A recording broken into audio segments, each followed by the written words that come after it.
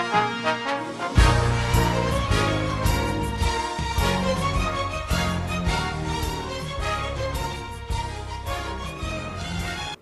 right, today we're going to be speaking on Proverbs 28.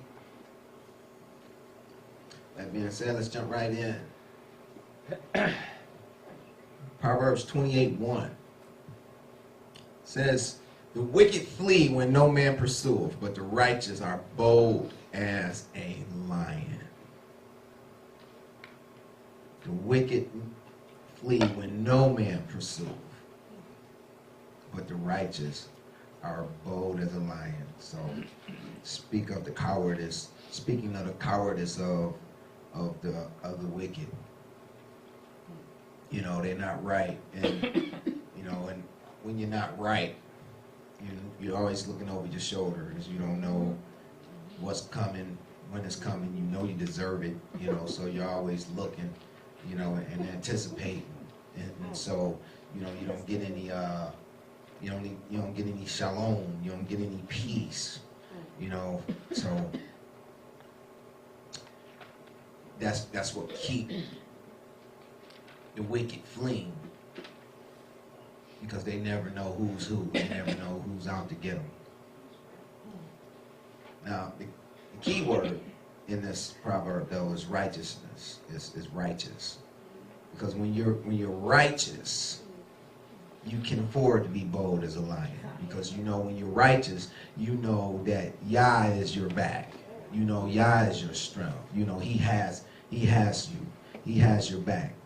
You know, so you can be bold as a lion when you are righteous in Yah's eyes.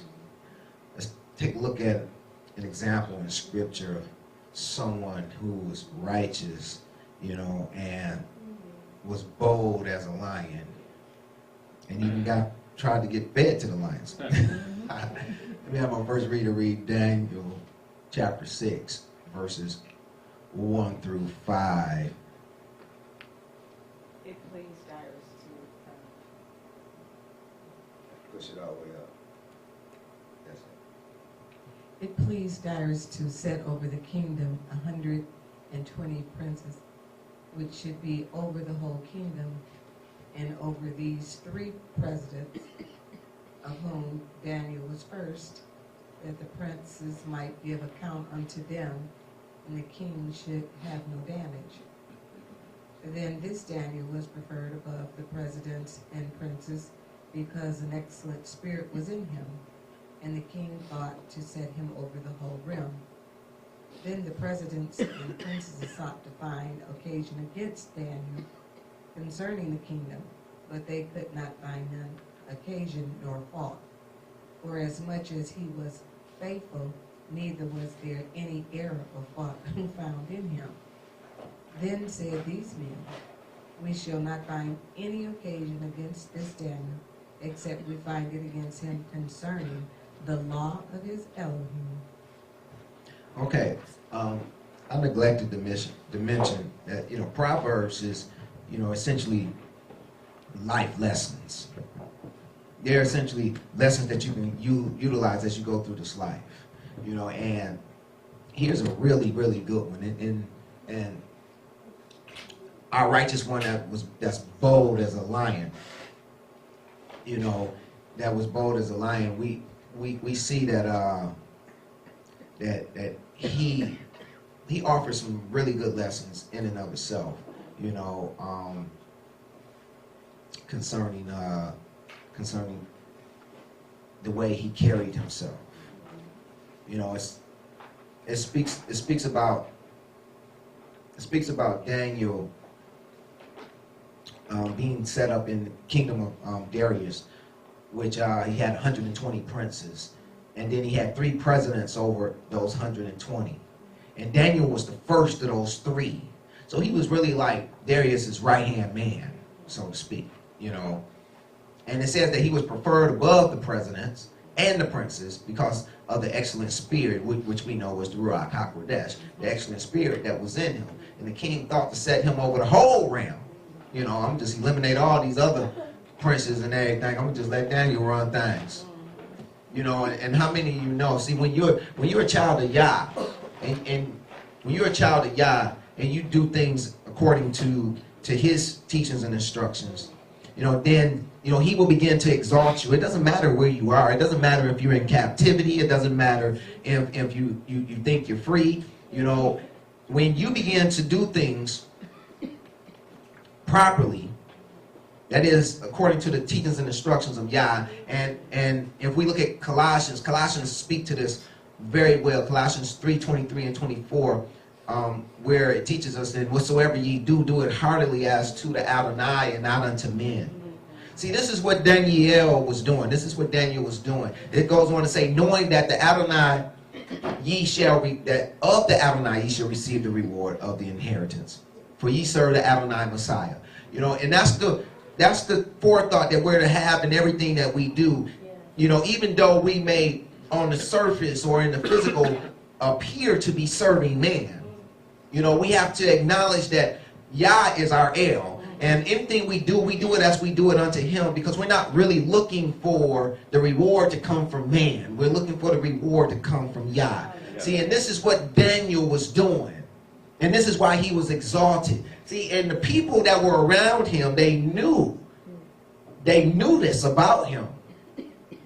You know, because it says right here in verse 4, you know, that the presidents and the princes sought to find occasion against Daniel concerning the kingdom, but they could find none occasion nor fault. See, when you're doing this thing right, you know, this is why, when you're doing this thing right, you know, can't no one find fault on you. It doesn't matter how much they hate on you.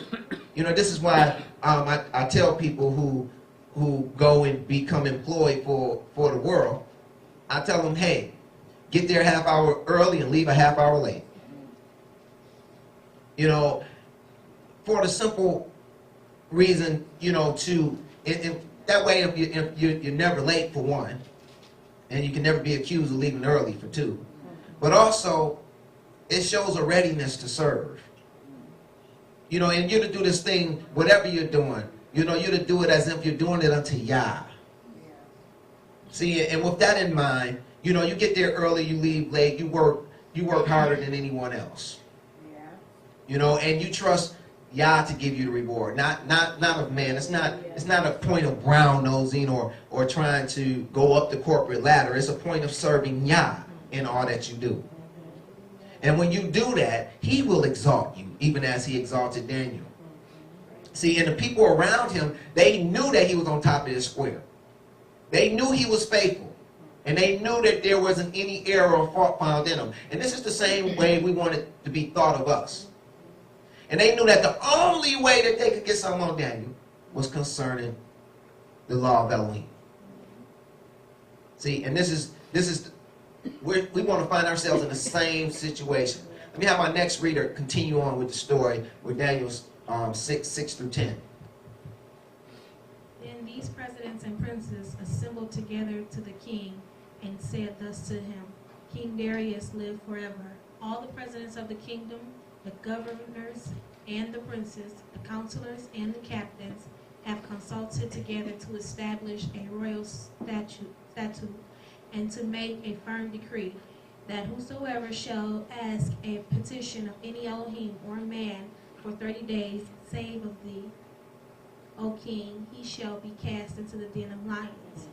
Now, O king, establish the decree and sign the writing, that it be not charged according to the law of the Medes and Persians, which altereth not. Wherefore King Darius signed the writing and the decree. Now when Daniel knew that the writing was signed, he went into his house, and his windows being opened in his chamber towards Jerusalem, he kneeled upon his knees 3 times a day and prayed, and gave thanks before his Elohim as he did aforetime. See, now these presidents and these princes, they knew they couldn't get anything on Daniel, so they sought to set him up, you know, based upon, you know, him serving Yah. See, and this is exactly what they did. You know, they went to the king and established a decree and had him sign the writing. knowing that once the king signed something, that the rule was he couldn't change it.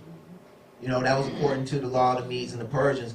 You know, once it's signed by the king, you know, it was etched in stone, so to speak. It couldn't be changed.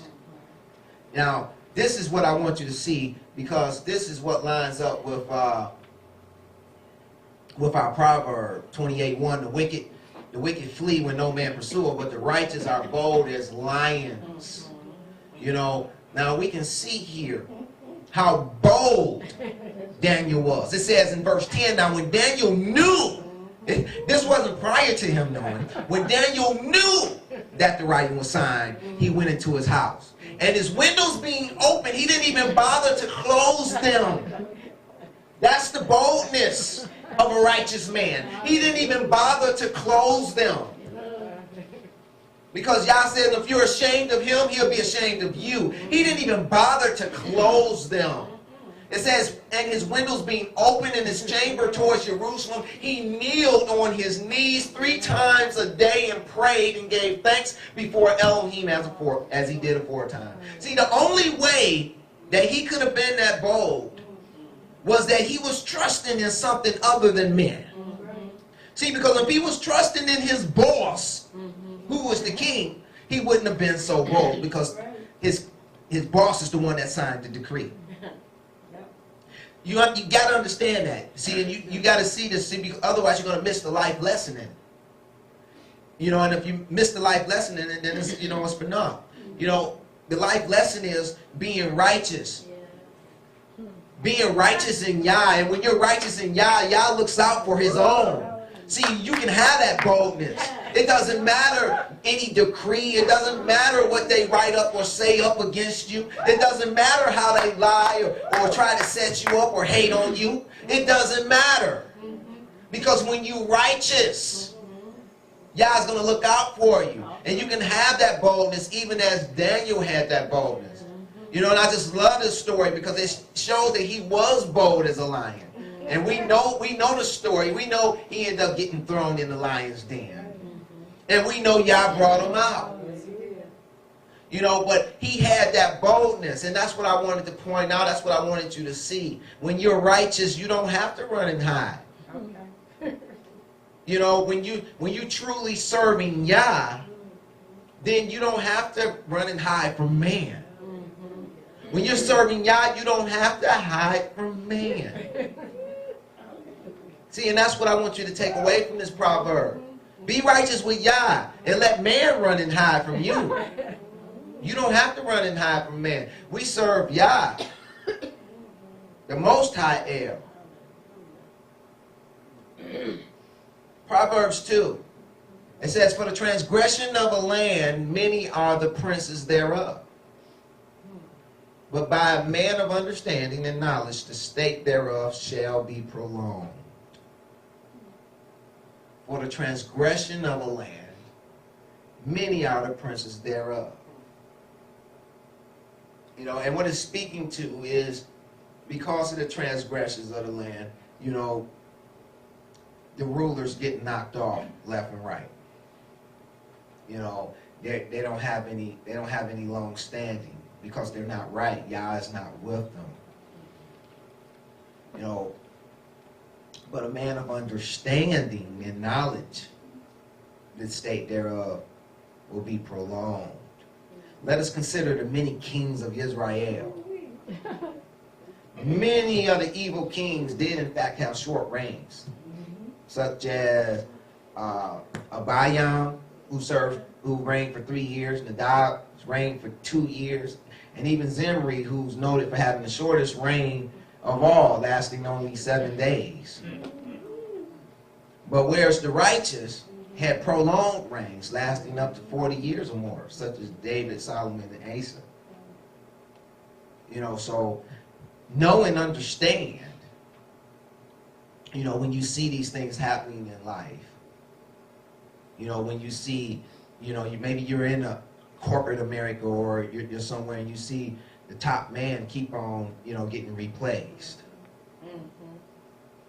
Know that it's for transgressions. It's for transgressions. Transgressions of a land, many are the princes thereof, many are the rulers thereof. But when somebody doing something right, you're not trying to get rid of them. Somebody doing something right, you want them to be around.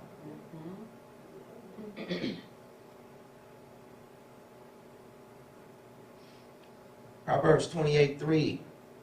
A poor man that oppresseth the poor is like a sweeping rain, which leaveth no food. Now this word oppressive can also mean to wrong or defraud. And what it's speaking to is a poor man that defraud another poor man. It is like a sweeping rain. And this sweeping rain, the word literally means to like scrape up.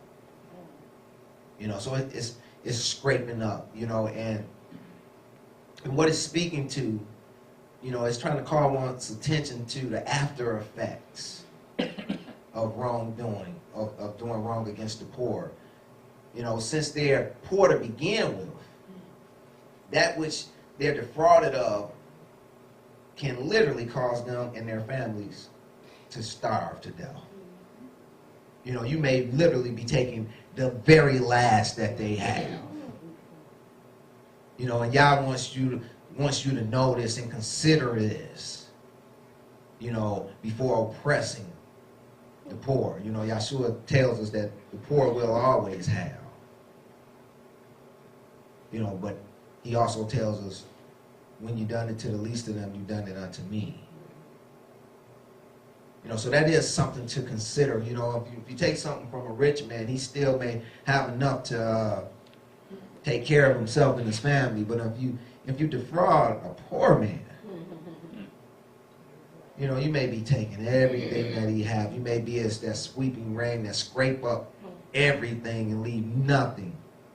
And you may literally have their deaths on your hands or counted to your books. You know, that's not a wise thing to do.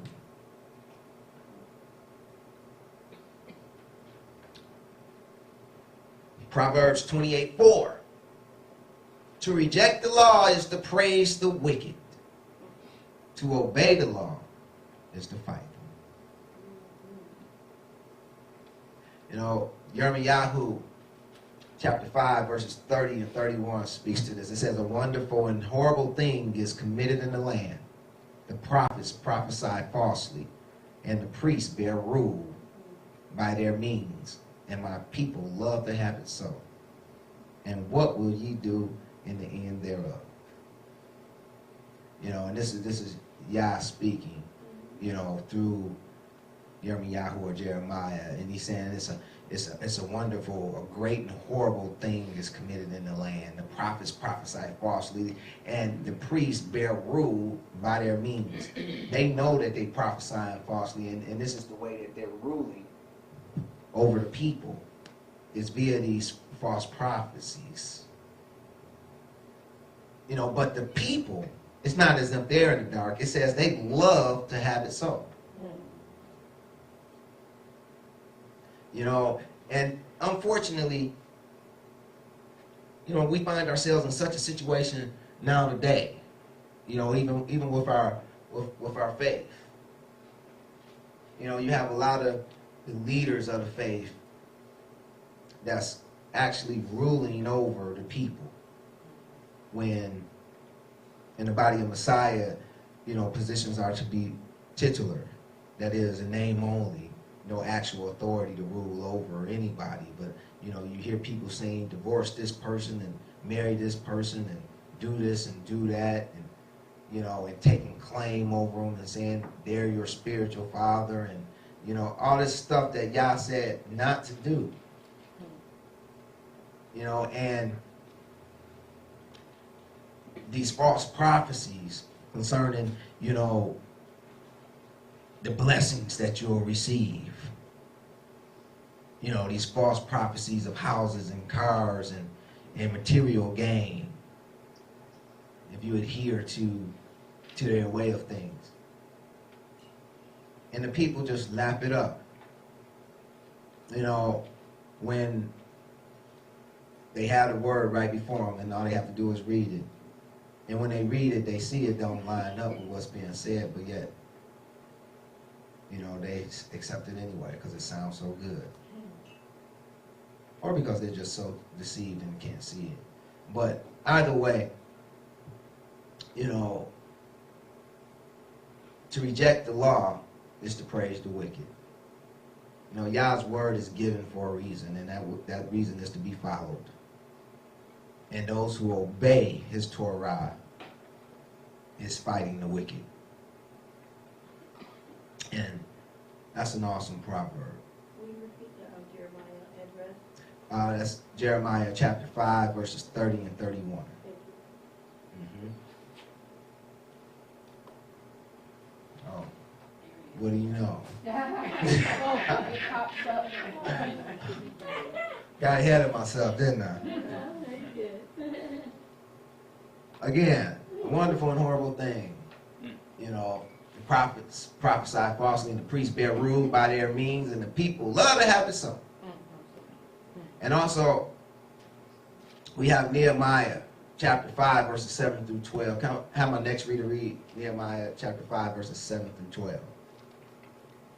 Then I consulted with myself, and I rebuked the nobles and the rulers, and said unto them, Ye exact usury, every one of his brothers. And I set a great assembly against them. And I said unto them, We after our ability have redeemed our brethren, the Jews, which were sold unto the heathen. And will ye even sell his brethren, or shall he be sold unto us? Then held they their peace, and found nothing to answer. And also I said, It is not good that ye do. Ought ye not to walk in the fear of our Elohim because of the reproach of the heathen, our enemies? I likewise and my brethren and my servants might exact of them money and corn. I pray you, let us leave off this usury. Restore, I pray you, to them even this day their lands, their vineyards, their olive yards, and their houses, also the 100th part of the money, and of the corn, the wine, and the oil, that ye exact of them. Then said they, We will restore them, and will require nothing of them. So will we do as thou sayest. Then I called the priests, and took an oath of them, that they should do according to this promise. Okay, now here it is. We have an example of a man keeping Torah and fighting against the wicked at the same time. Nehemiah, he considered the matter, and he went to the nobles and he told them, Ye exact usury, every one of his brethren, and ye will even sell your brethren, or shall they be sold unto us. And the killing part is they just put up their money to buy them out of bondage, to redeem them out of bondage. And here it is, now they were putting them in bondage to themselves. And Nehemiah reminded them, Ought ye not to walk in the fear of our Elohim because of the reproach of the heathen, our enemies? We are already in a bad state, as is. And here it is, you want to go and do this. You know, restore, verse 11, restore, I pray you, to them, even this day, their lands and their vineyards and their olive yards and their houses also, the 100th part. You know, that's the interest, the usury that they was exacting from 100th part of the money and the corn and the wine and the oil that you exact of them. You know, and it just so happened here that the people had a repentant heart and they did restore it.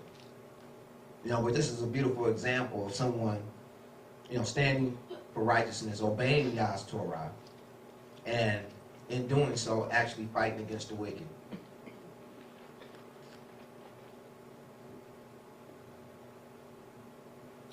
Proverbs 28:5 says, Evil men do not understand justice, but those who seek Yahuwah understand it fully. Evil men do not understand justice, but those who seek Yahuwah understand it fully. We have a scriptural example for that found in 1 Kings 18:15, dealing with Eliyahu and King Ahab. It says, and Eliyahu said, as Yahuwah Zabaoth liveth, before whom I stand, I will surely show myself unto him today. So Obadiah went to meet Ahab and told him, and Ahab went to meet Eliyahu. And it came to pass, when Ahab saw Eliah, that Ahab said unto him, art thou he that troubleth Israel? And he answered, I have not troubled Israel, but thou and thy father's house, in that ye have forsaken the commandments of Yahuwah, and thou hast followed Balaam. So we see that evil men do not understand justice. Ahab didn't understand what was going on in Israel. You know, he thinking it's something having to do with Eliah, with Elijah. You know, something Elijah doing. He didn't understand justice or judgment of Yahuwah. You know, and that it was judgment or justice of Yahuwah that famine came upon the land. You know, but of course Eliah, he understood it, because he's the one that sought Yahuwah, and he understood it fully. So there we have a scriptural example of that proverb. Proverbs 28:6. Better is the one of little means, who is walking in his integrity, than anyone crooked in his ways, although he is rich. And this is a proverb that's close to my heart. I just like this one. This is awesome. Because truly, better is the one of little means, who is walking in his integrity towards Yah, that is, than anyone crooked in his ways, although he is rich. You know, grass oftentimes look greener on the other side of the street. You know, once you get over there, a lot of times you see it's not what you thought it was. Let me have my next reader read 1 Samuel 24, verses 4 through 9. We're going to exemplify this one. And the men of David said unto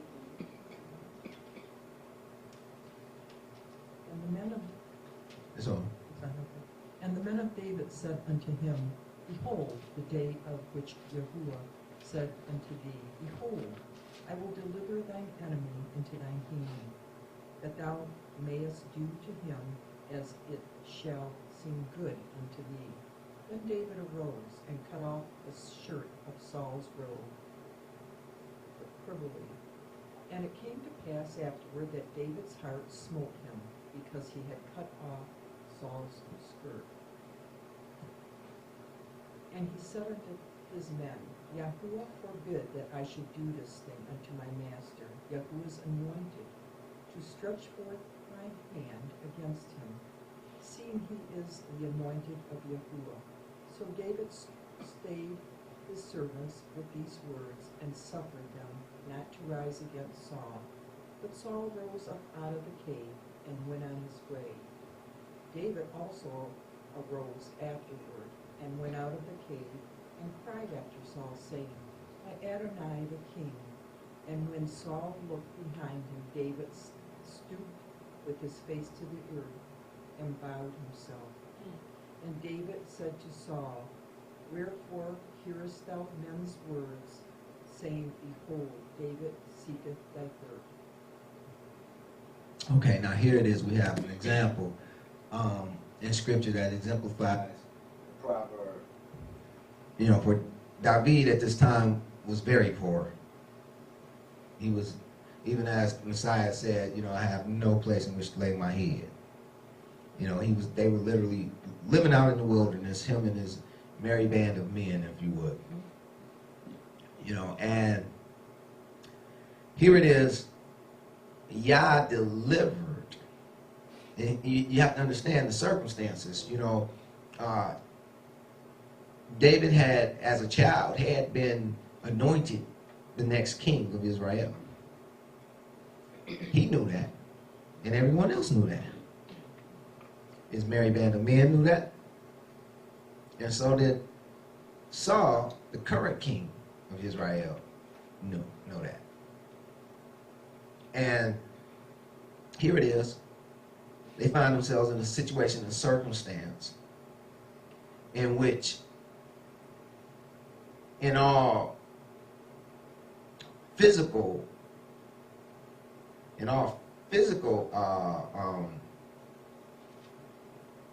interpretation could be interpreted as Yah bringing that prophecy to pass. Here in verse 4 it says, and the men of David said unto him, behold, the day of Yahuwah, which Yahuwah said unto thee, behold, I will deliver thine enemy into thine hand, that thou mayest do to him as it shall seem good unto thee.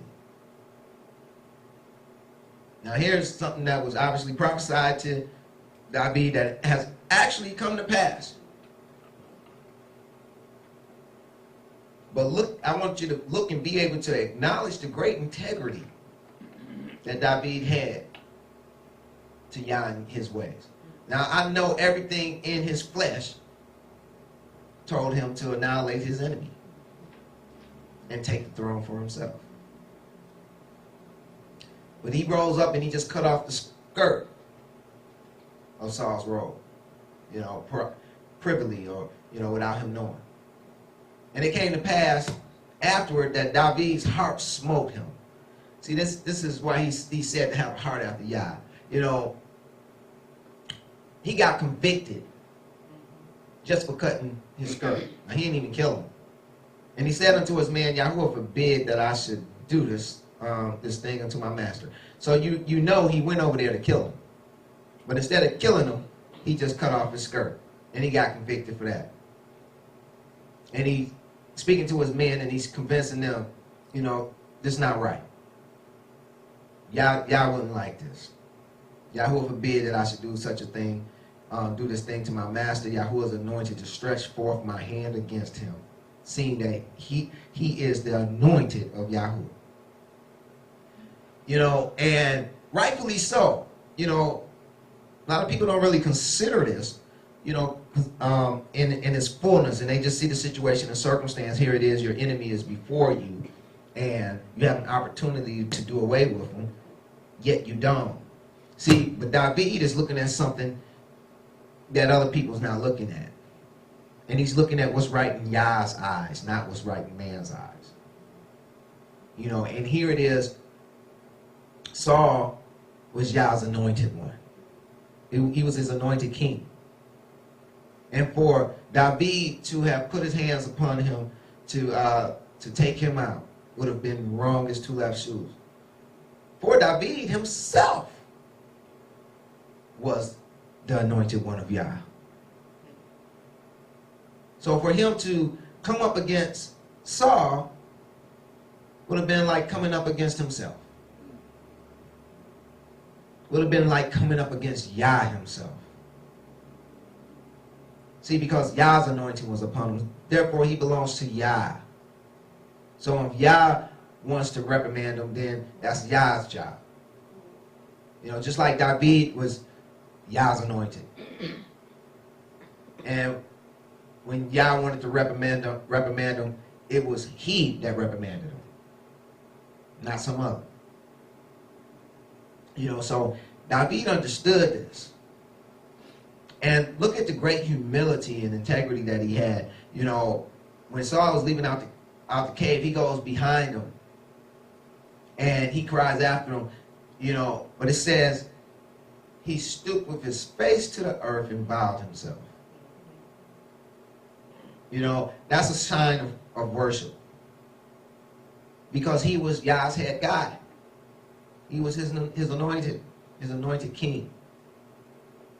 And David knew that Yah had put him in place. And he knew that it was prophesied that he would one day put himself in place.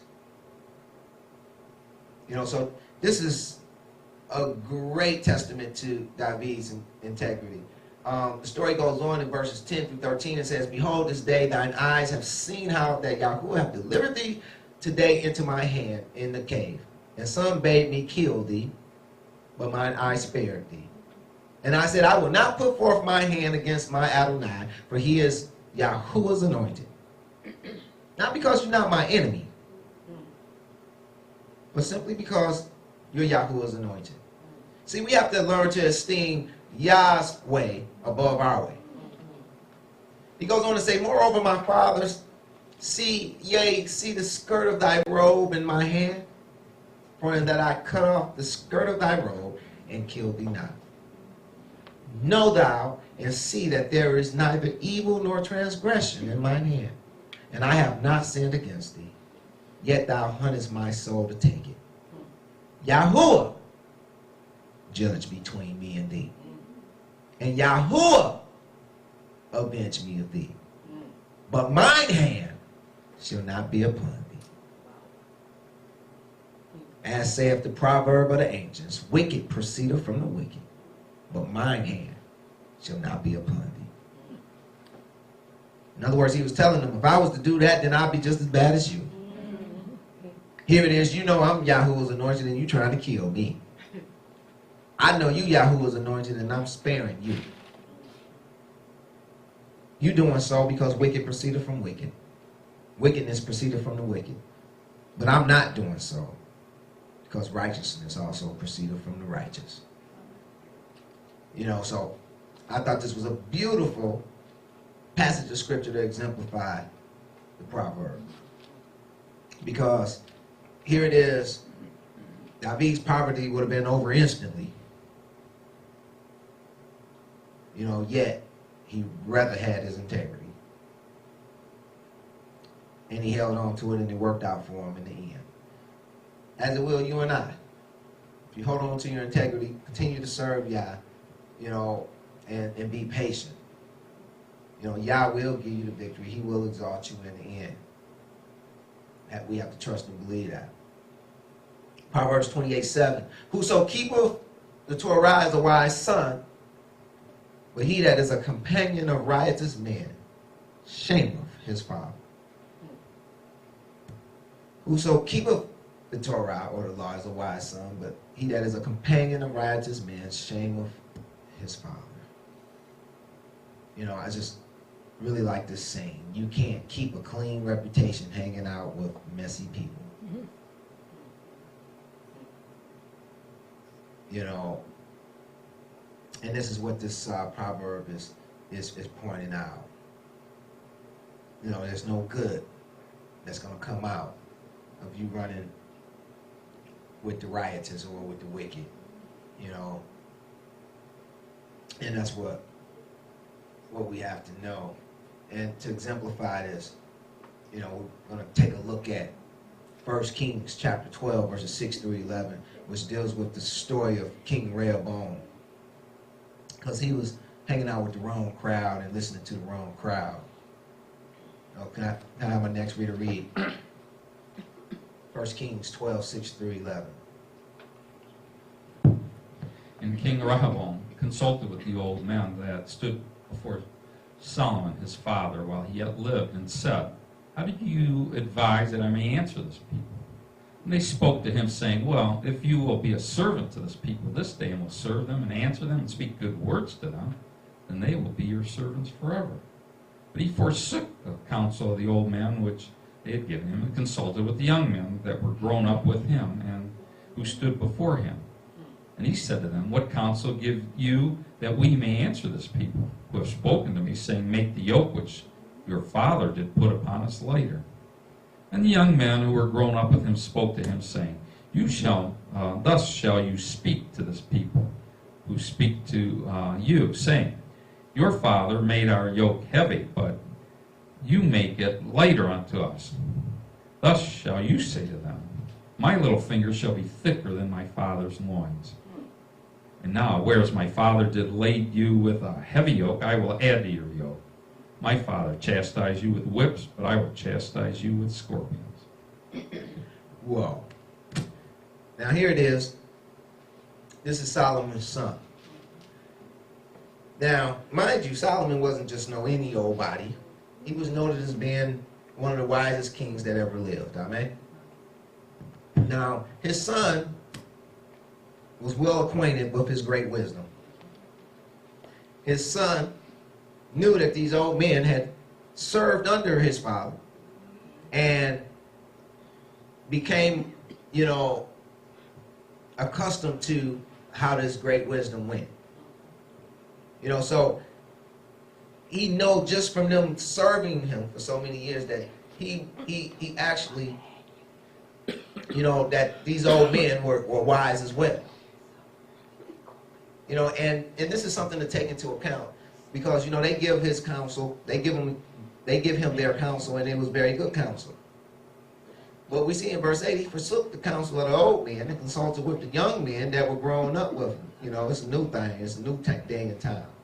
I guess. And, that old wisdom is out and then with the new.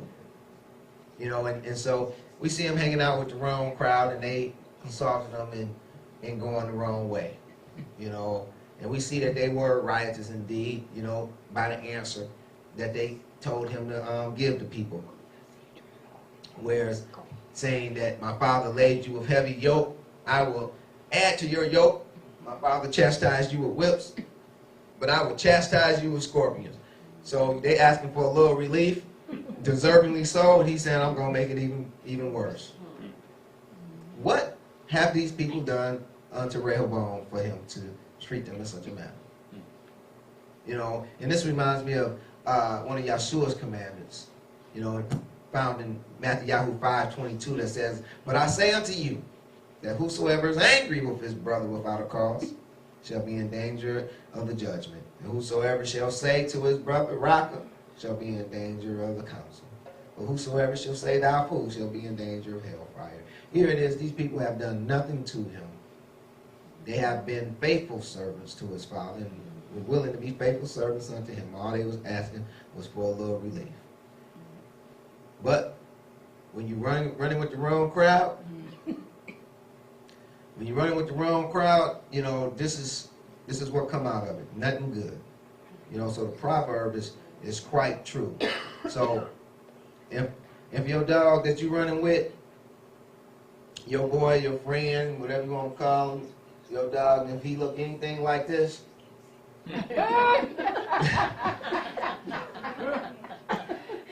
then I suggest that you find yourself some better company. Take heed to this proverb, because it's not gonna do nothing for you. No good is gonna come out of that relationship. What good is light running with darkness?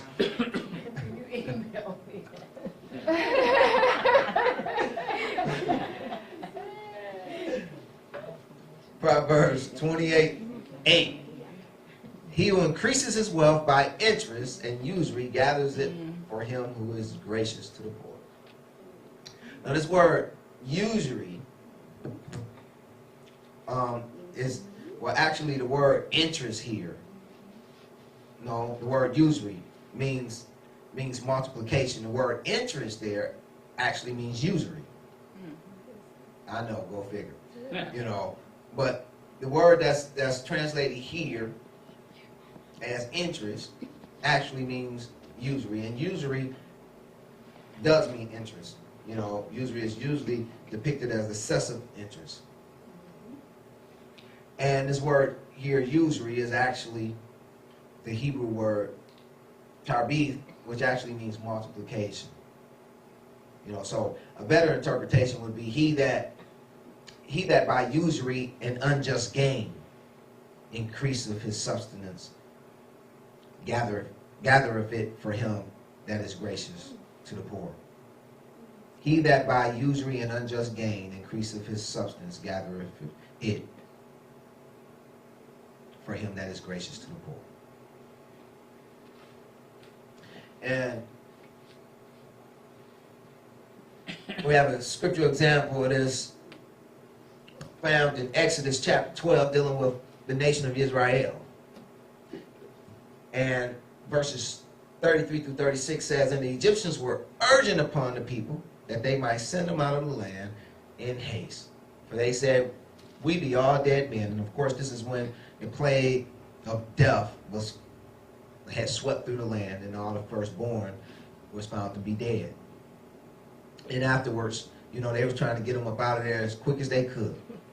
And verse 34 said, and the people took their dough before it was leavened, their kneading troughs being bound up in their clothes upon their shoulders. Didn't have time for all that. And the children of Israel did according to the word of Moshe, and they borrowed of the Egyptians jewels of silver and jewels of gold and raiment.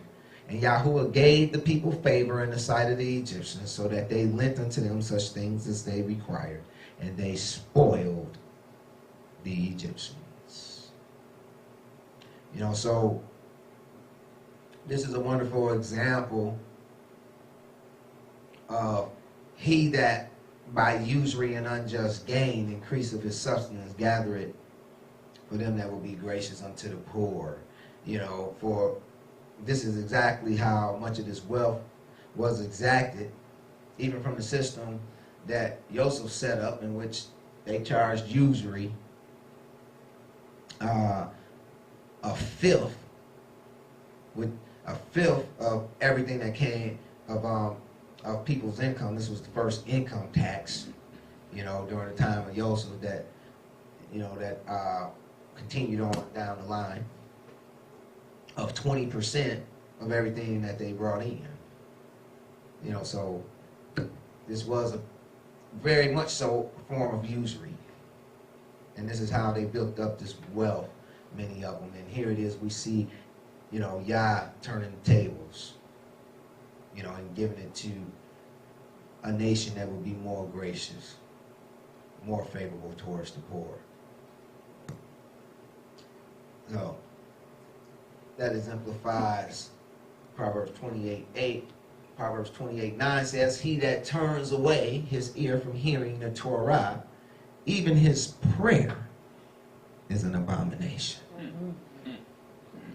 That's a heavy verse right there, is it not? Yes, it is. That's a real heavy verse. He that turns away his ear from hearing the Torah, even his prayer is an abomination. That's real deep. Let's take a look at a scriptural example. Let me have my next reader read 1 Samuel chapter 28, verses 12 through 16. And when the woman saw Samuel, she cried with a loud voice. And the woman spake to Saul, saying, why hast thou deceived me? For thou art Saul.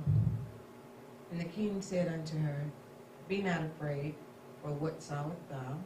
And the woman said unto Saul, I saw God's ascending out of the earth. And he said unto her, what form is he of? And she said, an old man cometh up, and he is covered with a mantle. And Saul perceived that it was Samuel. And he stooped with his face to the ground, and bowed himself. And Samuel said to Saul, why hast thou disquieted me to bring me up? And Saul answered, I'm sore distressed, for the Philistines make war against me, and Elohim is departed from me, and answereth me no more, neither by prophets nor by dreams. Therefore I have called thee, that thou mayest make known unto me what I shall do. Then said Samuel, wherefore then dost thou ask of me, seeing Yahweh is departed from thee, and is become thy enemy?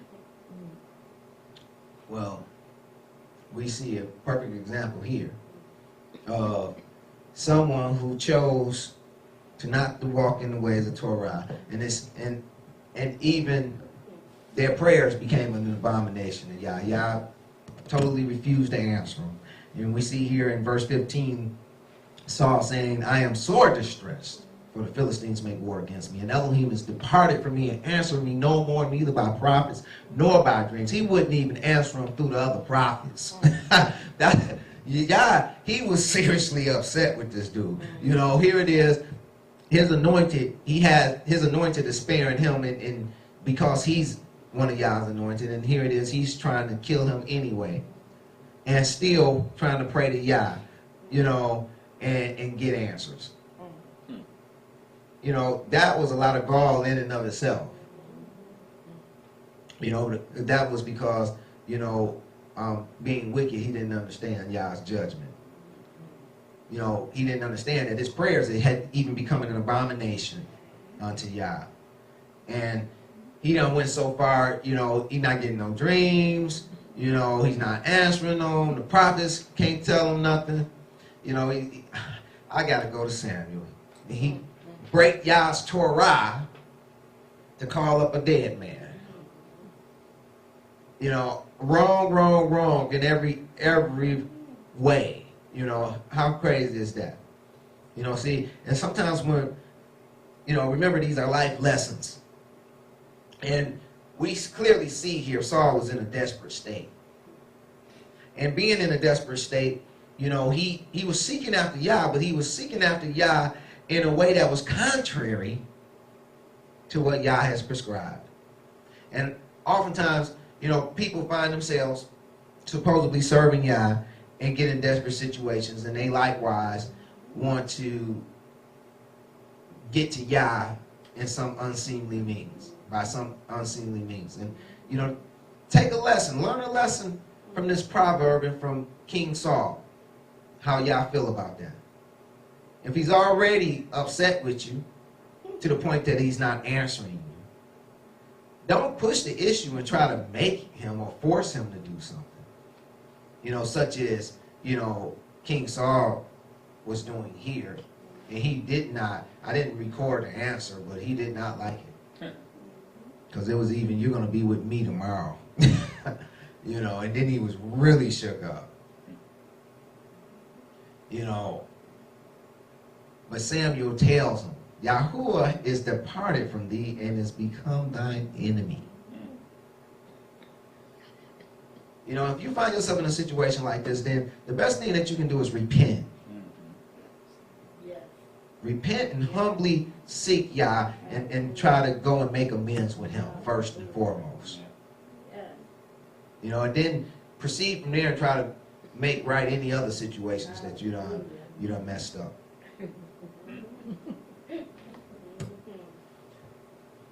Proverbs 28:10. Whoever causes the righteous to go astray in an evil way, he shall fall himself into his own pit. Whoever causes the righteous to go astray in an evil way, he shall fall himself into his own pit. Now, I just couldn't resist the perfect example for this passage. Many of you probably know where I'm going. And it's back to Daniel, chapter 6, verses 18 through 24. And it says, then the king went to his palace. You know, I felt it was only right since we started the story. We might as well get the ending of it. It says, then the king arose very early in the morning and went in haste unto the den of lions. And when he came to the den, he cried with a lamentable voice unto Daniel. And the king spake and said to Daniel, O Daniel, servant of the living Elohim, is thy Elohim whom thou servest continually able to deliver thee from the lions?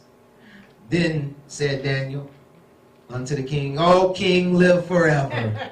My Elohim have sent his angel and have shut the lions' mouths, that they have not hurt me. For as much as before him innocency was found in me, and also before thee, O king, have I done no hurt.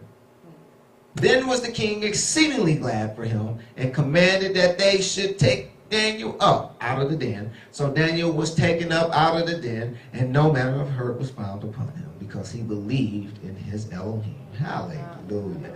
And the king commanded, and they brought those men which had accused Daniel, and they cast them into the den of lions, them, their children, and their wives. And the lions had mastery of them, and brake all their bones in pieces, or ever they came at the bottom of the den.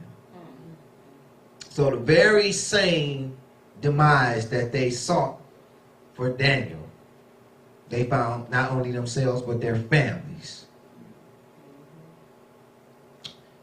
being thrown in. You know, and it's sad that their families had to likewise perish with them. So, you know, it's a life lesson to be learned here. Your decision making affects more than just you. And oftentimes we don't take that into consideration, but our decision making affects more than just us. It affects those, our loved ones, and those that are close to us. Proverbs 28:11, a rich person is wise in his own eyes, but a poor person with understanding sees right through him. To exemplify this, we have Yahoo chapter 2, verses 7 through 12. My next reader, please. Then Herod, when he had privately called the wise men, inquired of them diligently what time the star appeared. And he sent them to Bethlehem and said, Go and search diligently for the young child, and when ye have found him, bring me word again, that I may come and worship him also. When they had heard the king, they departed, and lo, the star, which they saw in the east, went before them till it came and stood over where the young child was. When they saw the star, they rejoiced with exceeding great joy. And when they were come into the house, they saw the young child with Mary his mother, and fell down and worshipped him. And when they had opened their treasures, they presented unto him gifts, gold and frankincense and myrrh. And being warned of Elohim in a dream that they should not return to Herod, they departed into their own country another way. Okay, so here we see an example of Proverbs 28:11. A rich person, King Herod, who was wise in his own eyes, but the poor with understanding seen right through him. They seen right through him. So we see here King Herod had called the wise men that was on their way to see the Messiah, and he called himself trying to run game on them and to get them to point out the location of the Messiah. But Yah, he gives understanding, and that's how the poor get the understanding, because they trust in him, and he gives understanding. And in doing so, he warned them in a dream that they should not return to Herod, and they departed into their own country another way. So we see that exemplified. Proverbs 28:12 says, when the righteous rejoice, there is great glory. But when the wicked arise, men hide themselves. When the righteous rejoice, there is great glory. But when the wicked arise, men hide themselves. In Exodus 15, verses 1 through 6, we read about the children of Israel when they, after Yah has defeated Pharaoh. And we see them rejoicing. It says, then sang Moshe and the children of Israel this song unto Yahuwah, and spake, saying, I will sing unto Yahuwah, for he has triumphed gloriously. The horse and the rider have he thrown into the sea. Yahuwah is my strength and song. He has become my salvation. He is my Elohim. I will prepare him a habitation. My father's Elohim, and I will exalt him. Yahuwah is a man of war. Yahuwah is his name. Pharaoh's chariots and his host hath he cast into the sea. His chosen captains also are drowned in the Red Sea. The depths have covered them. They sank into the bottom as a stone. Thy right hand, O Yahuwah, is become glorious in power. Thy right hand, O Yahuwah, have dashed in pieces the enemy. So we see them rejoicing greatly after Yah has taken them from the grasp of the enemy, and we see the great glory in which that they had when Yah gave them the victory. But it's the latter half of the proverb says, but when the wicked arise, men hide themselves. And we see an example of this in 2 Kings verses 11, 1 through 3. It says, and Athaliah, the mother of Ahaziah, saw that her son was dead. She arose and destroyed all the seed royal, or the royal seed. But Yehosheba, the daughter of King Joram, sister of Ahaziah, took Joash, the son of Ahaziah, and stole him from among the king's sons which were slain. And they hid him, even him and his nurse, in the bedchamber from Athaliah, so that he was not slain. And he was with her hid in the house of Yahuwah 6 years, and Athaliah did reign over the land. So here it is. We see the wicked came into rise into power, and truly the righteous began to hide. You know, men began to hide. And they even hid the king, the future king. Proverbs 28:13, he who covers his sins will not prosper, but whoever confesses and forsakes them will have mercy. Awesome. He who covers his sins will not prosper, but whoever confesses and forsakes them will have mercy. You know, and that's, you know, take note that it says confesses and forsakes them, not just confess and keep on doing what you're doing. Confesses and forsakes them. You know, you have to, you know, repent and be converted. Turn and go the other way. To exemplify this, we see in Genesis chapter 4, verses 8 and 9, the story of Cain and Abel. It says, and Cain talked with Abel his brother, and it came to pass, when they were in the field, that Cain rose up against Abel his brother and slew him. And Yahuwah said unto Cain, where is Abel thy brother? And he said, I know not. Am I my brother's keeper?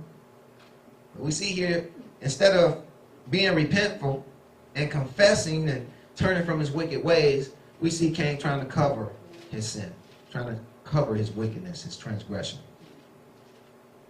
And of course, you know, you can't hide anything from Yah, you know, and if so, not for long. Yah knew, and he became cursed. And also the latter half of the proverb shows someone receiving mercy, you know, after their wrongdoing. 1 Kings 21:25 through 29.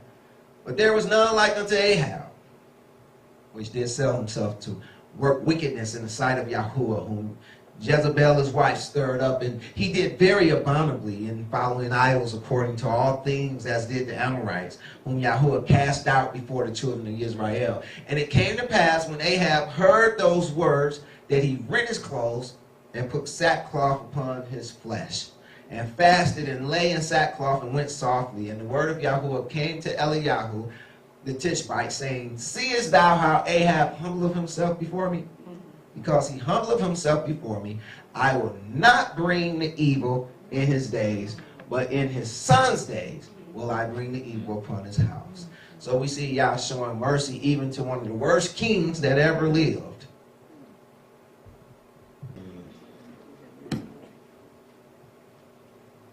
All right, Proverbs 28:14. Happy is the man who is always reverent, but he who hardens his heart will fall into calamity. Again, happy is the man who is always reverent, but he who hardens his heart will fall into calamity. Let's take a look at a scriptural example of this, found in Numbers 22, verses 9 through 17, dealing with Balaam. Now my next reader read Numbers 22, 9 through 17. And Elohim came to Balaam and said, what men are these with thee? And Balaam said unto Elohim, Balak the son of Zippor, king of Moab, hath sent unto me, saying, behold, there is a people come out of Egypt, which covereth the face of the earth. Come now, curse me them. Peradventure I shall be able to overcome them and drive them out. And Elohim said unto Balaam, thou shalt not go with them. Thou shalt not curse the people, for they are blessed. And Balaam rose up in the morning and said unto the princes of Balak, get you into your land, for Yahuwah refuses to give me leave to go with you. And the princes of Moab rose up, and they went into Balak and said, Balaam refuses to come with us. And Balak sent yet again princes, more and more honorable than they. And they came unto Balaam and said unto him, thus saith Balak the son of Zippor, let nothing, I pray thee, hinder thee from coming unto me, for I will promote thee into a very great honor. and I will do whatsoever thou sayest unto me. Come therefore, I pray thee, curse me this people. Okay. Now here it is. We have Balaam, who was a true prophet of Elohim. And Yah told him, here it is. We have these people who wanted to, Balak, the son of Zippor, king of Moab, who wanted to curse Israel, Yah's people. And they go to Balaam. And Yah tells Balaam in verse 12, he says, thou shalt not go with them. Thou shalt not curse the people, for they are blessed. And Balaam, as a righteous prophet of Elohim, in verse 13, he rose up in the morning and said unto the princes of Balak, get you into your land, for Yahweh refuseth to give me leave to go with you. That was the right thing to do. But then they go on back home, and Balak sent again more princes, more and more honorable than they. And they come back to Balaam, like this was supposed to make a difference. And it did. They came to Balaam and they tell him, that Balak, the son of Zippor, said, let nothing, not even Yah, let nothing, I pray thee, hinder thee coming unto me, for I will promote thee unto very great honor. And I will do whatsoever thou sayest unto me. Come therefore, I pray thee, and curse me this people. And we know Balaam did just that. See, he went over there with the intentions of cursing Yah's people. And eventually he caused them, Yah's people, to get tripped up and to become cursed. Even though he couldn't curse them directly, he figured out a way to curse them indirectly, which of course was not in Yah's will. So, needless to say, he ceased to be a true prophet of Elohim and became a false prophet. And the point of the proverb is that here it is, we got a brother who hardened his heart even after Yah had told him his intentions. Yah told him, his intentions for his people. He told them that they were blessed and they're not to be cursed. But because of material gain, and this is, that seed, that word of Elohim, got choked out. It was just like those the Messiah speak of in the parable of the sower and the seed that fell amongst thorns and thistles, and it got choked out because here it is, King Balak was saying, I'm going to promote thee to very great honor. See, whenever you look to be promoted by man, the end of it is not going to be good. But if you wait on Yah, it may take a little longer. You may have to go through a little bit more. But if you wait on Yah, and he establishes you, then no one can bring you down. There's another old proverb I like to go by. It's not scriptural, but it's a good proverb all the same. It says, patience is a bitter seed that bear forth sweet fruit. Sometimes you have to endure that bitter seed in order to get that sweet fruit. So, learn a lesson from Balaam. Don't harden your heart for no reason, monetary gain or otherwise. Trust in Yah. Proverbs 28:15 says, as a roaring lion and a raging bear, so is a wicked ruler over the poor people.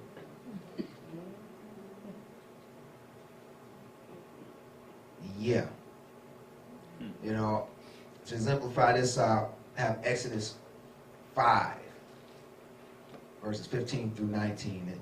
It reads, then the officers of the children of Israel came and cried unto Pharaoh, saying, wherefore dealest thou thus with thy servants?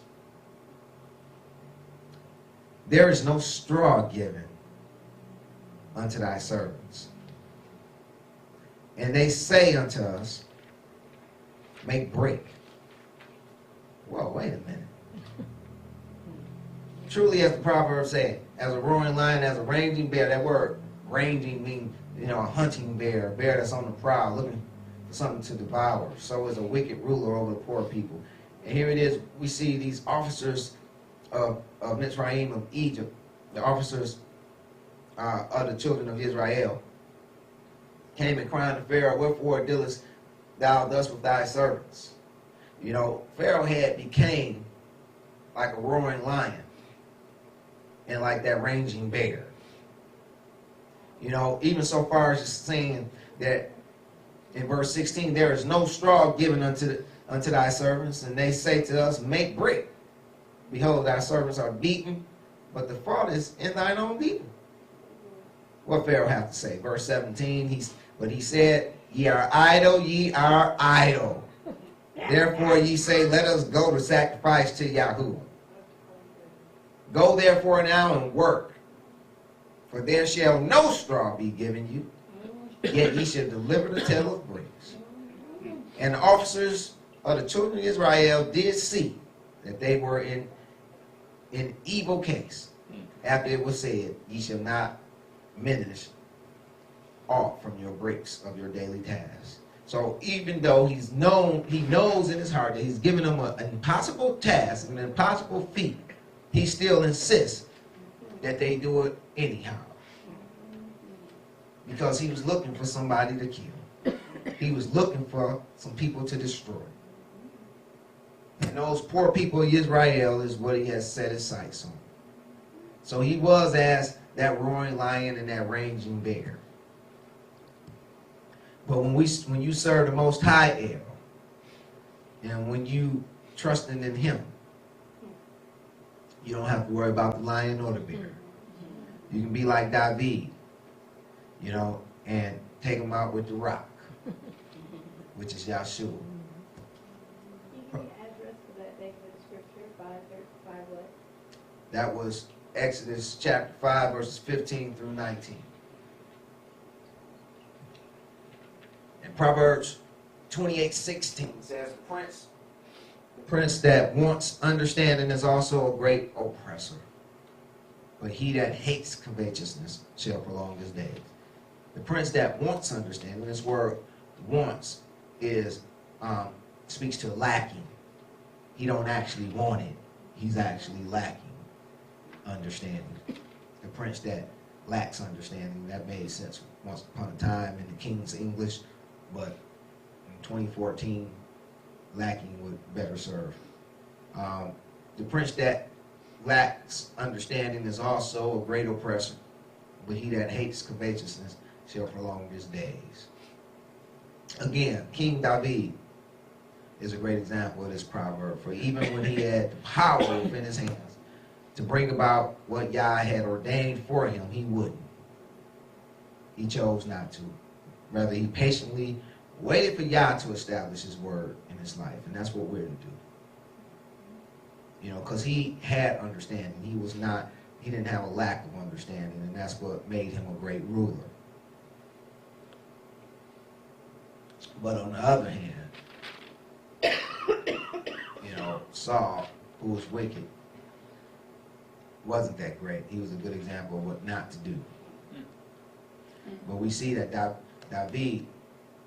King David truly did hate covetousness. He didn't covet Saul's position.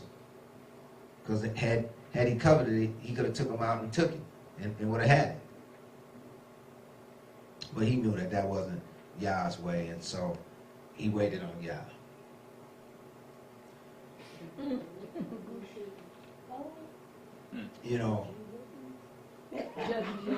Again, as the Proverbs say,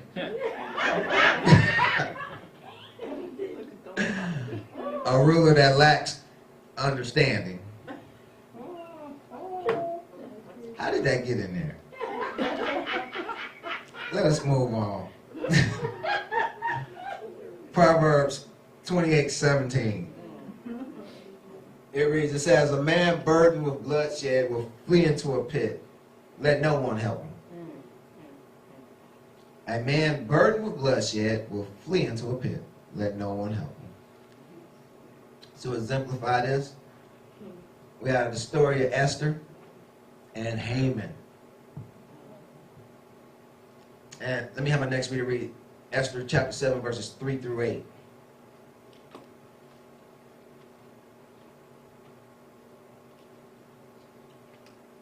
Then Esther the queen answered and said, If I have found favor in thine sight, O king, and if it please the king, let my life be given me at my petition, and my people at my request. For we are sold, I and my people, to be destroyed, to be slain, and to perish. But if we had been sold for bondmen and bondwomen, I had held my tongue, although the enemy could not countervail the king's damage. The king Hyrcanus answered and said unto Esther the queen, Who is he, and where is he that durst presume in his heart to do so? And Esther said, The adversary and the enemy is this wicked Haman. Then Haman was afraid before the king and the queen. And the king, arising from the banquet of wine, in his wrath, went into the palace garden, and Haman stood up to make request for his life to Esther the queen. For he saw that there was evil determined against him by the king. Then the king returned out of the palace garden into the place of the banquet wine, and Haman was fallen upon the bed whereon Esther was. Then said the king, Will he force the queen also before me into the house? As the word went out of the king's mouth, they covered Haman's face. Oh my goodness. So here it is. We see, it was, Haman was bent on shedding much blood, unnecessarily, without a cause. And here it is, as Proverbs depicted, he fell into his own snare, so to speak. It says, and none came to his aid, for when he tried to make requests for his life to Esther, he fell on the bed where she was, and and the king came out and thought he was trying to do something else. She ain't say not a word, and it just it really gets me. Verse 8, it says, as the word went out of the king's mouth, they covered Haman's face. It was just from his tone and from the look on his face, they already knew what to do next. They ain't even asked or wait to see. They just put the bag over his head. That's something. Proverbs 28:18. Whoso walketh uprightly shall be saved, but he that is perverse in his ways shall fall at once. Again, we have the story of Daniel as well as his comrades, Shadrach, Meshach, and Abednego, who walked uprightly and was saved of Yah. But he that is perverse in his ways shall fall at once, such as Haman, in which we just seen. Proverbs 28:19, those who work their land will have abundant food, but those who chase fantasies, and this word fantasies speaks of vanities, will have their fill of poverty. And the parable of the 10 virgins speaks to this, in that those 5 that were diligent and made sure that they had enough oil to spare.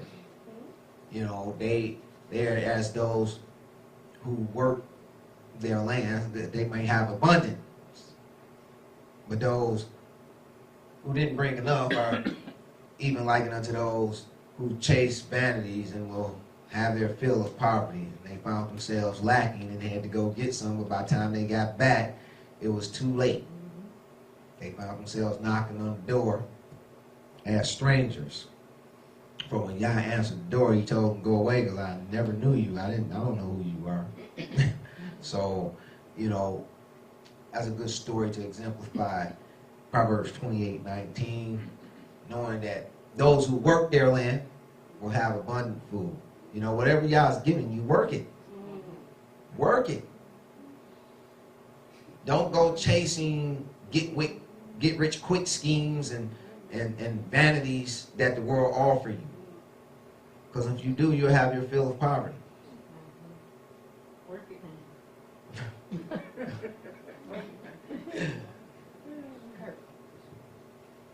Proverbs 28:20.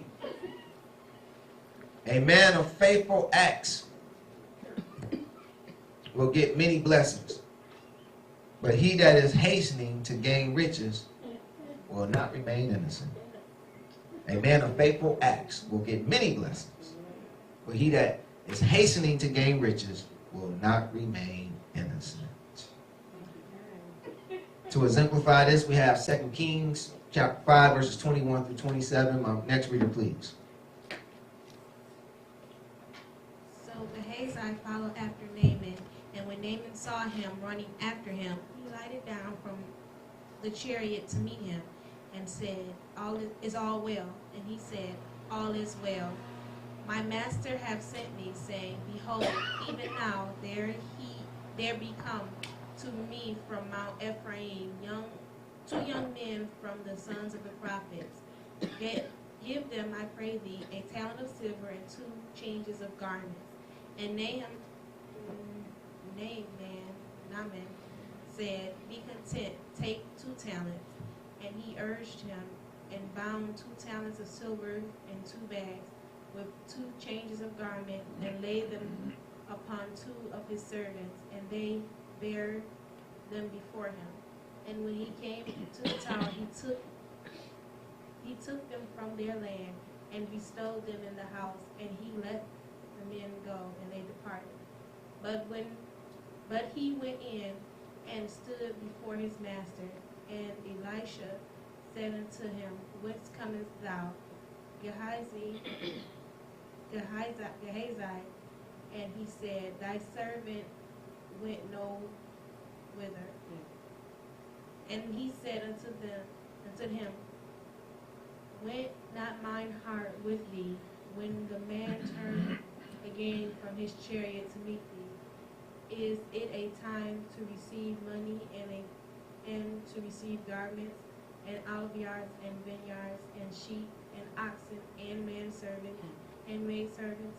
The leprosy therefore of Naaman shall cleave unto thee, and to thy seed forever. And he went out of his presence a leper as white as snow. Okay, so here it is. You know, a man of faithful acts, the proverb says. It says, a man of faithful acts will get many blessings. You know, and Elisha truly received many blessings in his life because he was a man of faithful acts. But those who are in haste to get riches will not remain innocent. And we see a perfect example of this with Elisha's, with his attendant, his what's the word, servant. You know, here it is, Gehazi. You know, as the story goes, Naaman was a leper, you know, from Syria, and he was looking to be healed. He come over to Elisha and he gets healed, and he offers Elisha, you know, a reward for healing him. Elisha refused to take anything. You know, but Gehazi, he, maybe Elisha, maybe they had some humble living arrangements, or maybe they were living humbly. Gehazi thought, why let this money just go, and let this guy, get off without giving nothing. And him being a little anxious for those blessings, he run after him, and his innocence runs away too. Because in verse 22 we see him lying. My master have sent me, saying, Behold, even now there be come to me from Mount Ephraim 2 young men of the sons of the prophets. Give them, I pray thee, a talent of silver and 2 changes of garments. So here it is, we see him lying. His innocence just took off. And then, usually when you tell one lie, you got to tell another one to cover up the first one. So we see in verse 25, here it is, when he gets back, he went in and stood before his master, and Elisha said unto him, Whence comest thou, Gehazi? And he said, thy servant went no whither. No whither. He didn't go nowhere. What are you talking about? You know, and this is another good example of Proverbs 28:13 about covering sins. You know, because this is exactly what Gehazi was trying to do, cover it up. But it didn't work. Just as you can't hide anything from Yah. You know, you can do whatever you want in the dark, thinking you're doing something, you know, but it's not working. You know, and he ended up being the leper that Naaman used to be. You know, so let that be a lesson. Proverbs 28:21, to have respect of persons is not good. Not good. For a piece of bread that man will transgress. Woo. Now that's a good life lesson to remember. You know, because you see these type of people all the time. You see them around you. You know, you see them with you sometimes. You know, I used to call them groupies in Vegas. And when I stayed in Vegas, you know, it wasn't nothing to see celebrities. Because they, you know, that's a hot spot. You know, so they're always all around it. And you see them, you know, like they're about to have a conniption or something. You know, that's Michael Jordan, or that's this person or that person. You know, and I've just never been the groupie type, you know, and I just, you know, you know, but truly, to have respect of persons is not good. For a piece of bread, that man will transgress. And they, you know, this is such a true proverb. I've seen it come true so many times. You know, with people just in my experience. You know. Now, let me tell you a story. You know, about this pastor. You know, he's a pastor of one of these mega churches. Now, this was when he was first taking over the pastoralship. And, you know, the other pastor had retired, and, you know, and they had hired him to actually, you know, become the next pastor. And this was the first Sunday that he was to introduce himself to the congregation. And he came, but he came early. He came real early. He was dressed as a homeless man. And he greeted the people as they came in, and you know, asked of them, some of them, and you know, and he came in and he sat amongst them, and he seen how he was treated. And then it was time for them to call up the new pastor. And you can just imagine the looks on their faces when they seen who he was. He walked up there, you know, dressed as a homeless man, and he spoke to them concerning the way they treated him when he came in. You know, and truly, you know, that story what happened to him would give him great revelation. This proverb would give him great revelation as to the type of people he was over. That he had just came to be pastor over. Respecters of persons, and for a piece of bread, they will transgress. You know, that's a good life lesson to remember. Proverbs 28:22. The stingy are eager to get rich and are unaware that poverty awaits them. Now, I don't know what version that this is, but I just like the picture. You know, but yeah, it kind of looked like him, don't it? You know, but it's not a very good translation in my opinion. The word stingy, you know, is translated from Bahal, number 926, meaning to tremble inwardly, to be anxious. You know, it's speaking of those who are anxious and eager to get rich and are unaware that poverty awaits them. You know, and we see this theme in many other Proverbs. You know, those who are antsy about, you know, acquiring wealth. Those who are hasty, you know, they want to be king today. You know, they don't want to be like David and wait till Yah establish them. They want to be king right now. What I gotta wait for? I'm already anointed. He's already anointed me. He already told me that this is his will for my life. You know, I'm gonna be like Abraham and Sarah. I'm gonna just help them out a little bit. You know, as many other saints of old done. You know, call themselves trying to help them out. Y'all don't need no help. If he said it, he'll bring it to pass. Trust and wait on him. Proverbs 28:23. He who rebukes a man will, in the end, gain more favor than he who has a flattering tongue. And that's a good one. That's a good life lesson. He who rebukes a man will, in the end, have more favor than he who has a flattering tongue. You know, no true man of integrity, you know, takes a liking to a bunch of yes men, because they're not going to help them in no way, shape, or form. We see an example of someone who had the rough job of rebuking someone, taken from the story of Nathan and David. 2 Samuel 12, 7 through 13, it says, and Nathan said to David, thou art the man. He told him this little parable. And David got all upset about it and was like, that man, he need to be killed. Done away with.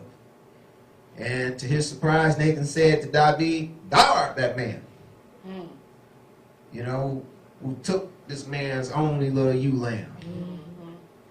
Thus saith Yahuwah Elohim of Israel, I anointed thee king over Israel and delivered thee out of the hand of Saul. And I gave thee thy master's house and thy master's wives into thy bosom, and gave thee the house of Israel and of Yahuwah. And if that had been too little, I would moreover have given thee such and such things. Wherefore hast thou despised the commandment of Yahuwah to do evil in his sight? Thou hast killed Uriah the Hittite with the sword, and hast taken his wife to be thy wife, and hast slain him with the sword of the children of Ammon. Now therefore the sword shall never depart from thine house, because thou hast despised me, and hast taken the wife of Uriah the Hittite to be thy wife. Thus saith Yahuwah, behold, I will raise up evil against thee out of thine own house. I will take thy wives before thine eyes, and give them unto thy neighbor. And he shall lie with thy wives in the sight of the sun. For thou didst secretly, but I will do this thing before all Israel and before the sun. And David said unto Nathan, I have sinned against Yahuwah. And Nathan said unto David, Yahuwah have put away thy sin, thou shalt not die. But how would you have liked to have been Nathan, that had to come and bring that rebuke to the king himself? That couldn't have been a very easy task. You know, that couldn't have been, a coveted position at that time. An email, huh? Yeah, from the other side of the kingdom. You want to talk about it? Oh, yeah. Exactly. I'm just telling you what Yah said, bro. You you my man. We got history. Yeah. But truly, that's a hard thing to do. But for those whom we love, it is better to give them a rebuke, and tell them the things of Yah, because ultimately it's going to help them. And those who are wise, they realize that. And even though it may be hard for them to hear, in the end, if they're wise, they will acknowledge that it's not of you, it's of Yah, and that it's only for their betterment. Proverbs 28, verse 24, he who robs his father or his mother and says it is not a transgression is the companion of a man who destroys or ruins. To exemplify this, We have a story from Judges, chapter 17, verses 1 through 6. It deals with Micah and the Levite. It says in verse 1, it says, "And there was a man out of Mount Ephraim whose name was Micah. And he said unto his mother, The 1100 shekels of silver that were taken from thee, about which thou cursest and spakest of also in mine ears, behold, the silver is with me. I took it. And his mother said, Blessed be thou, O son. Blessed be thou of Yahuwah, my son. And when he had restored the 1100 shekels of silver to his mother said, I had wholly dedicated the silver unto Yahuwah from my hand for my son, to make a graven image and a molten image. Now therefore I will restore it unto thee. Yet he restored the money unto his mother, and his mother took 200 shekels of silver and gave them to the founder, who made thereof a graven image and a molten image, and they were in the house of Micah. And the man Micah had an house of gods, and made an ephod and a teraphim, and consecrated one of his sons, who became his priest. And in those days there was no king in Israel, but every man did that was right in his own eyes. And there was a young man out of Bethlehem, Yehudah, of the family of Judah, who was a Levite, and he just sojourned there.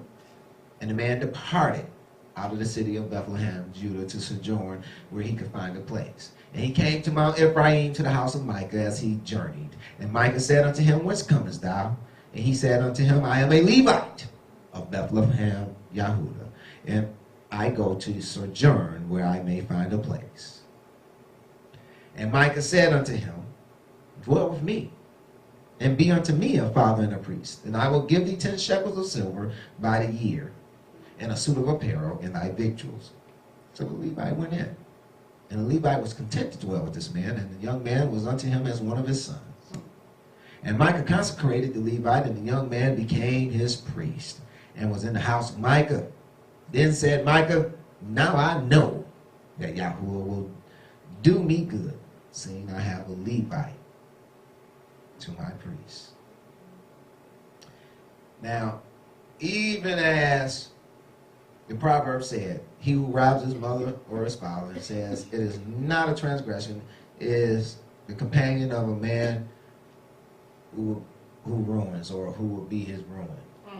And even as Micah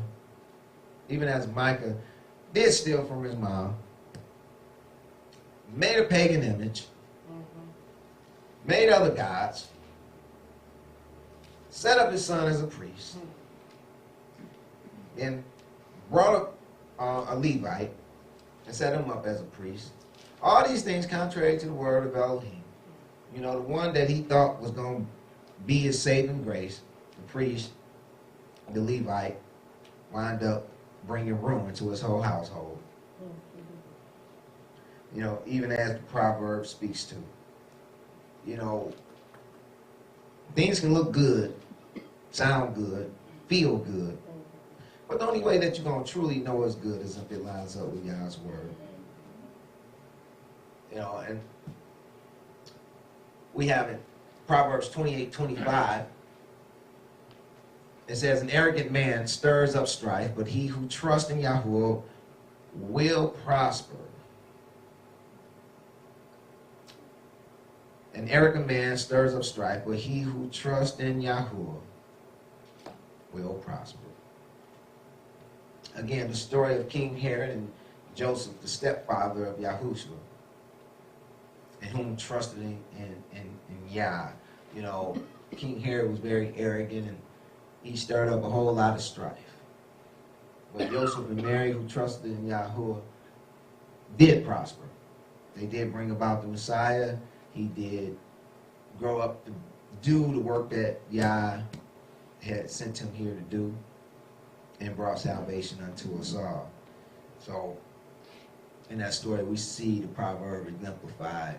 Proverbs 28:6, he who trusts in his own heart is a fool, but he who walks wisely will be delivered. And we just had an excellent example of this with Micah, who trusted in his own heart, you know, and and thinking Yah would bless it.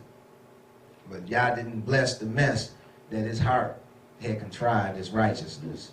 You know, even though in his heart he thought he was doing a good thing, his heart was utterly wicked, as the scripture teaches. And it led him into wickedness, and he had to pay the brunt of.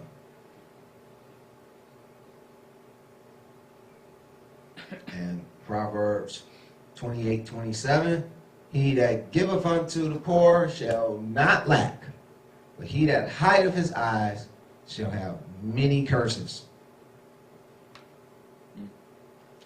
He that giveth unto the poor shall not lack, but he that hideth his eyes shall have many curses.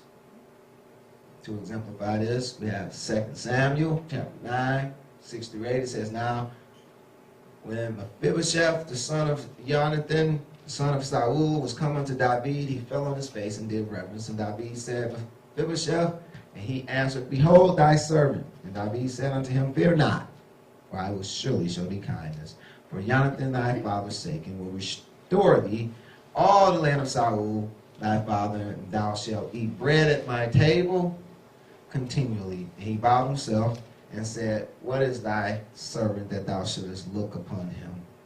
That thou should look upon such a dead dog as I am. And here it is, we see the proverb exemplified, you know, David giving unto the poor. Mephibosheth, you know, pretty much had nothing. You know, he restored to him his lands of his father. And, of course, King David never lacked anything, you know, and was blessed by it. And last but not least, Proverbs 28:28. When the wicked rise, men hide themselves, but when they perish, the righteous increase. Proverbs 28:28. When the wicked rise, men hide themselves, but when they perish, the righteous increase. And we see this oftentimes in Scripture, you know, when the wicked come up, like we seen with King Herod. King Herod, when he was in power, we seen the righteous taken off. Joseph and Mary, they got out the way. The wise men left the land, you know, didn't even go back the same way, you know, because they realized that they was dealing with a wicked man that was in power. But when he perished, they came back. You know, Yeshua and came back with his mom and stepdad, Joseph. And so it's not a far-fetched to see this proverb even now today. When the wicked is in power, those many people get out their way. They get out their way so that they don't catch the brunt of their wickedness. But once they gone, the righteous start to pop back up again. So that's Proverbs chapter 28. That's all I have for you today. Pray it was a blessing unto you. To Yah be the glory.